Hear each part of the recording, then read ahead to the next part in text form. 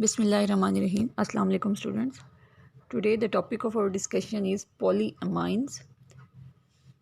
Polyamines जैसे कि नाम से जाहिर है, poly means many and amines mean amino group.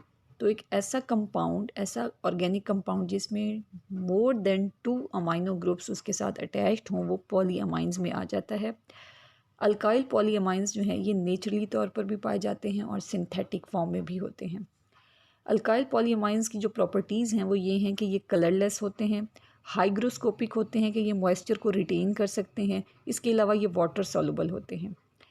Neutral pH के करीब ये जो पॉलीअमाइंस हैं ये अमोनियम डेरिवेटिव्स की फॉर्म में एग्जिस्ट करते हैं। इनमें जो एरोमेटिक पॉलीअमाइंस होते हैं, ऐसे पॉलीअमाइंस जो लीनियर नहीं बल्कि रिंग स्ट्रक्चर की फॉर्म में पाए जाते हैं, उन्हें एरोमेटिक पॉलीअमाइंस कहा जाता है। ये एरोमेटिक पॉलीअमाइंस जो हैं ये रूम टेम्परेचर पे क्रिस्टलाइन सॉलिड्स की फॉर्म में पाए जाते हैं। नेचुरल पॉलीअमाइंस कौन से हैं? नेचुरल पॉलीअमाइंस में हम बात कर रहे हैं लीनियर पॉलीअमाइंस की, जो कि स्ट्रेट चेन की फॉर्म में पाए जाते हैं। तो ये जो लो मॉलिक्यूलर वेट लीनियर पॉलीअमाइंस हैं ये तकरीबन ऑल फॉर्म्स ऑफ लाइफ में ये पाए जाते हैं।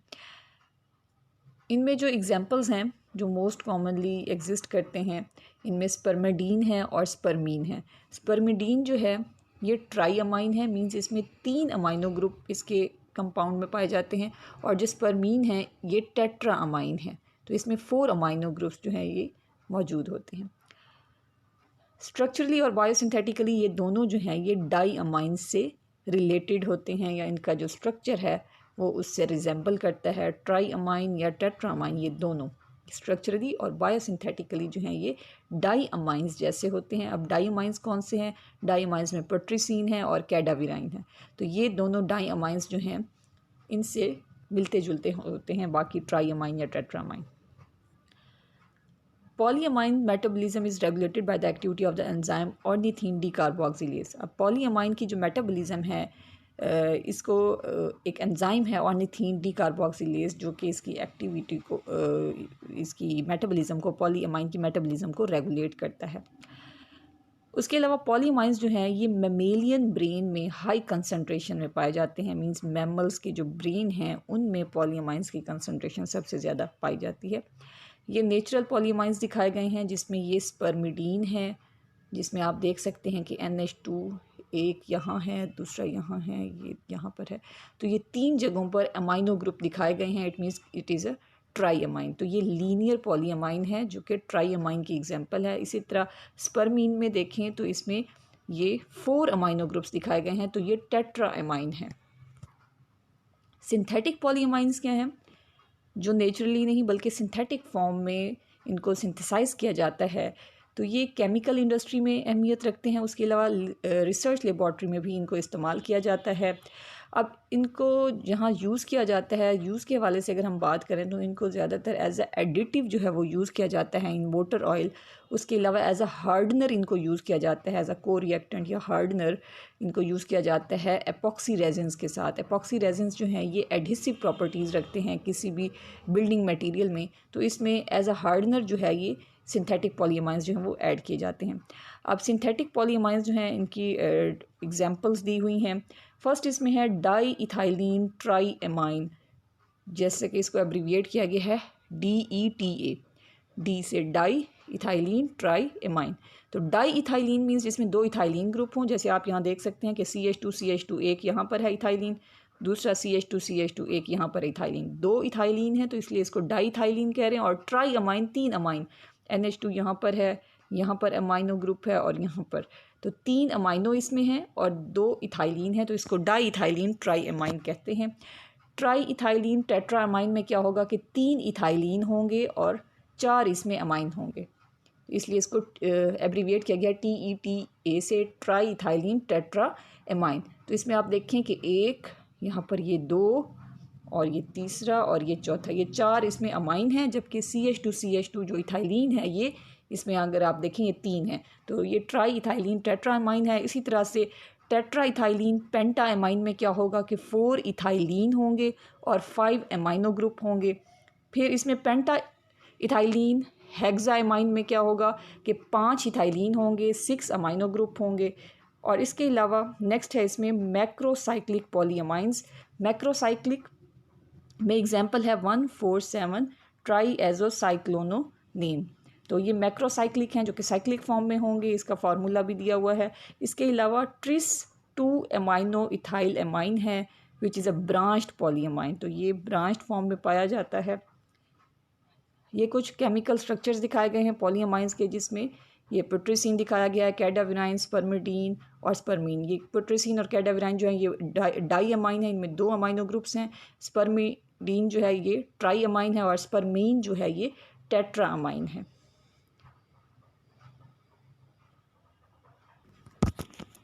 Next is polyamines differ from plant hormones in 2 respects.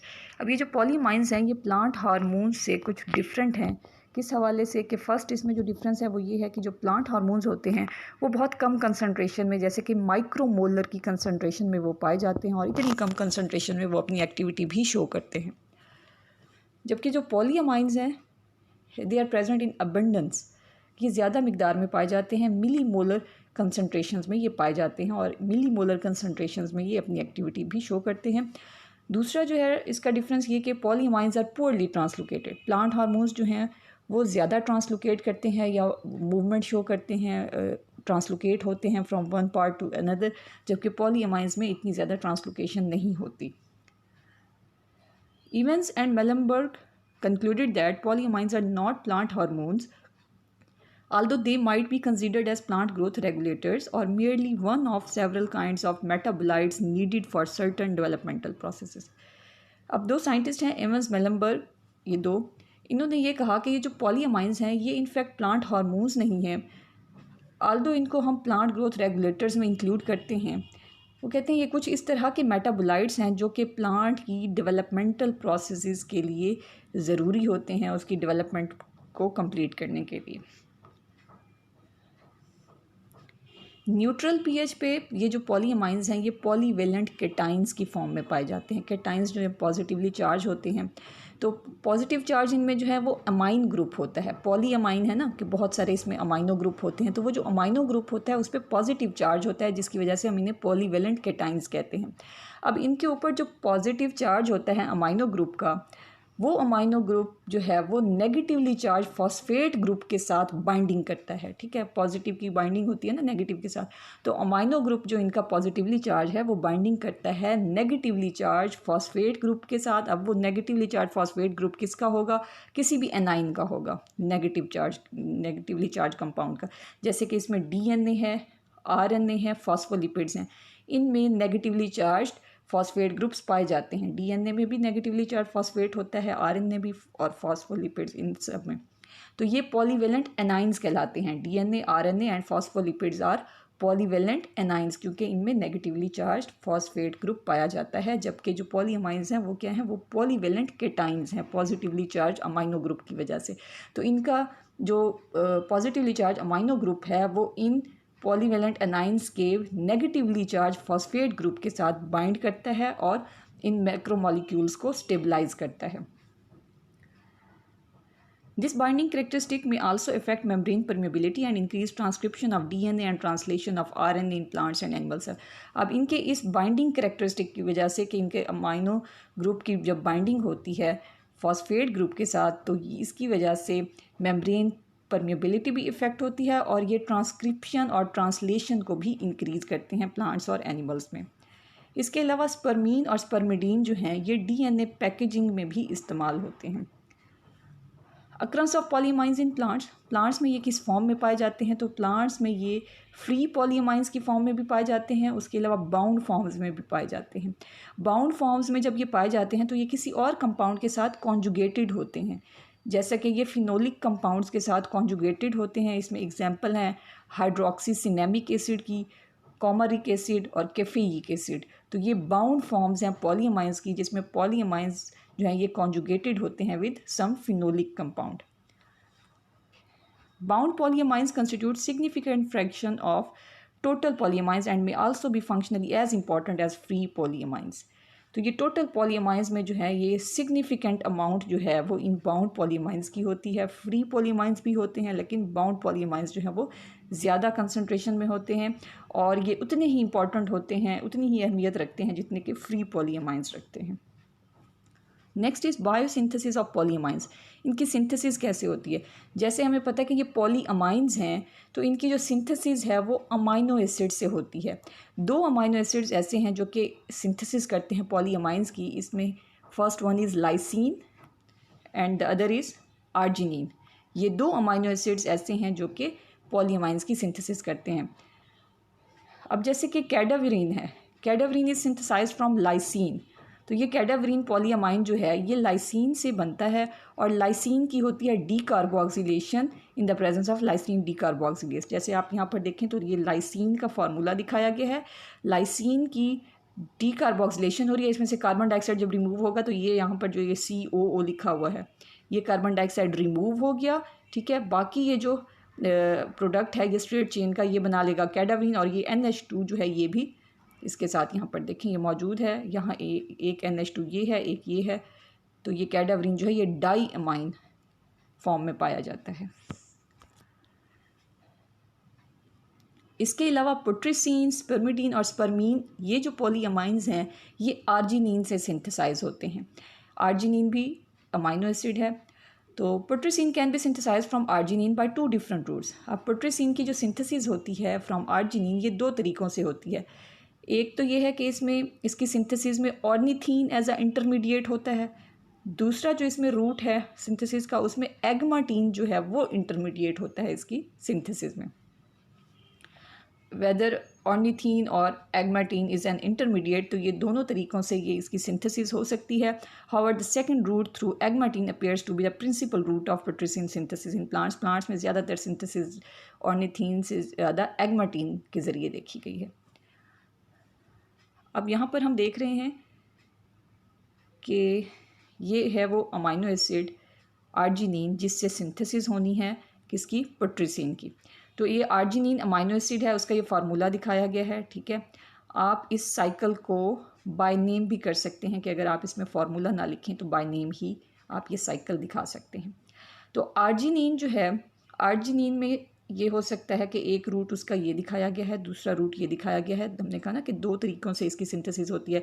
एक में ये कि ऑर्निथीन इसका इंटरमीडिएट होता है, दूसरे में एगमाटीन जो है इंटरमीडिएट होता है for the synthesis of putrescine. तो आर्जिनिन जो है ये वाटर के साथ रिएक्ट करके यूरिया को रिलीज़ कर देता है और ये प्रोडक्ट बना लेता है ऑर्निथीन, ठीक है। और ये ऑर्निथीन जो है इसकी होती है decarboxylation with the help of the enzyme ornithine decarboxylase. ये एक कार्बन डाइऑक्साइड को रिमूव कर देगा और ये कन्वर्ट हो जाएगा पुट्रिसिन में, ठीक है। ये एक रूट है इसका। दूसरा तरीका ये है कि आर्जिनिन जो है वो डीकार्बोक्सिलेशन कर ले। आर्जिनिन डीकार्बोक्सिलेज एंजाइम जो है वो एक कार्बन डाइऑक्साइड को इसमें से रिमूव कर दे और ये कन्वर्ट हो जाए एगमाटीन में, ठीक है।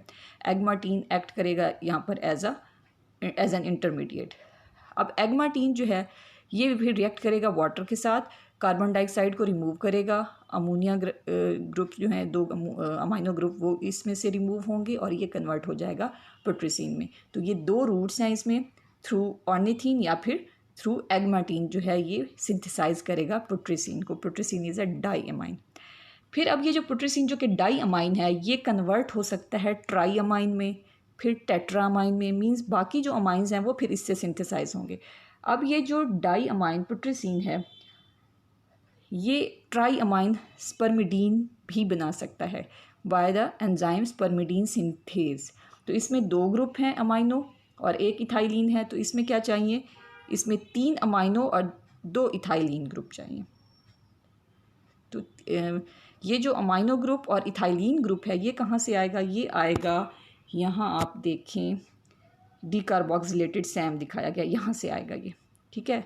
बाकी तो ये पुट्रिसिन से ले रहे हैं ना, तो इनको एक अमाइनो ग्रुप चाहिए और एक इथाइलिन ग्रुप चाहिए, वो देगा डीकार्बोक्सिलेटेड सैम। और ये डीकार्बोक्सिलेटेड सैम देखें कैसे बनेगा, यहाँ पर दिखाया गया है कि ये सैम एस एडिनोसाइल मिथ्योनिन, ठीक है।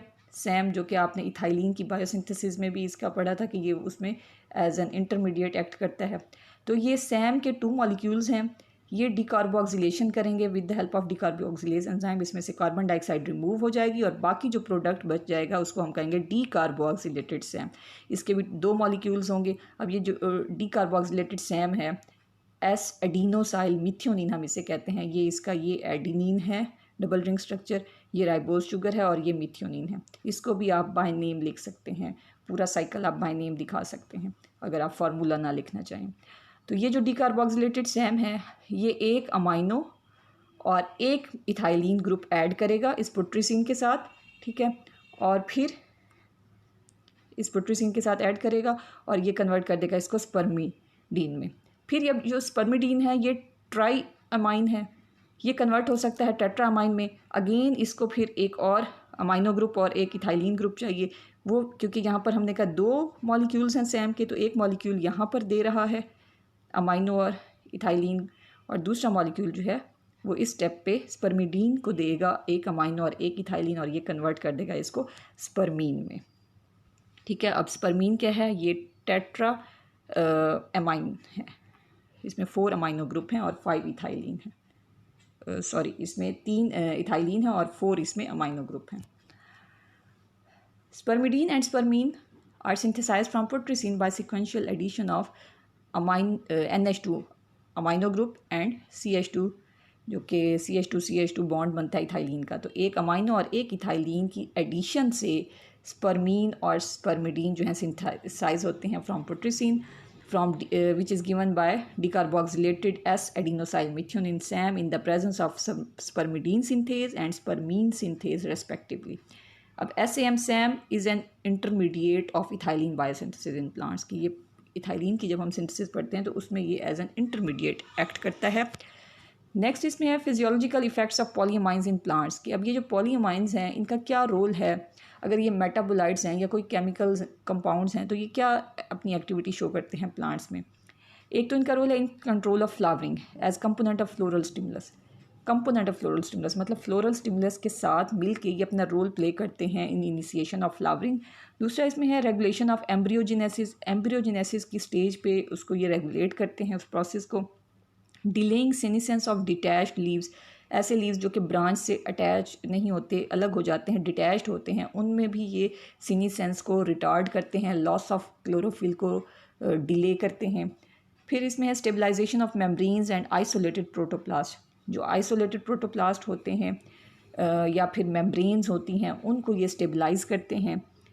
Promotion of development of some fruits, कुछ फ्रूट्स की डेवलपमेंट को ये प्रमोट करते हैं, मतलब कुछ प्लांट्स में ये उनकी फ्रूट्स की डेवलपमेंट को भी प्रमोट करते हैं। उसके अलावा minimize water stress of many types of cells, बहुत सारे सेल्स में ये वाटर स्ट्रेस को भी मिनिमाइज करते हैं। तो ये कुछ इनके फिजियोलॉजिकल इफ़ेक्ट्स हैं जो कि इम्पॉर्टेंट हैं इन प्लांट्स, और ये पॉलीअमाइंस जो हैं अपना रोल इसमें प्ले करते हैं। थैंक यू, अल्लाह हाफिज़।